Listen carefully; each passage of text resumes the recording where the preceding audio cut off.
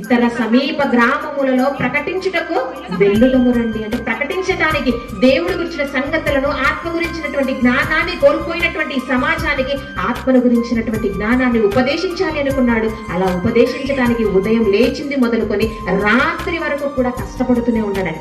ఎవరు ఆయన దగ్గరకు వచ్చినా రాకపోయినా తనే ప్రకటించుకుంటూ వెళ్ళిపోవటం అన్నది చూస్తుంటాం ప్రేమ దేవుడు వాళ్ళ స్వార్థ పుస్తకాలన్నింటిలో కూడా.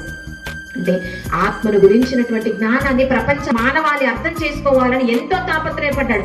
ఆనాటి నుండి ఆయన ఎంతగానో కష్టపడినా కూడా, ఎంతగానో బోధించి నేర్పించినా కూడా ఈనాటికి ప్రపంచ మానవాళి ఆత్మను గురించినటువంటి జ్ఞానాన్ని పొందుకోలేదని, ఆత్మను గురించి ఆలోచించట్లేదు ప్రేమ దేవుడు వాళ్ళు. ఇప్పటికీ కూడా ఈ కాలానికి కూడా యేసుక్రీస్తు వారు ప్రకటించి వెళ్ళిపోయి 2000 సంవత్సరాలు గడిచింది అనుకుంటున్నటువంటి ఈ కాలానికి కూడా ఇంకా ఆత్మను గురించినటువంటి జ్ఞానం సంపూర్తిగా ఈ ప్రపంచ మానవాళిలో లేదండి. ఇంకా శరీరాన్ని గురించి ఆలోచిస్తూనే మన జీవితాన్ని మనం గడుపుకుంటున్నాం.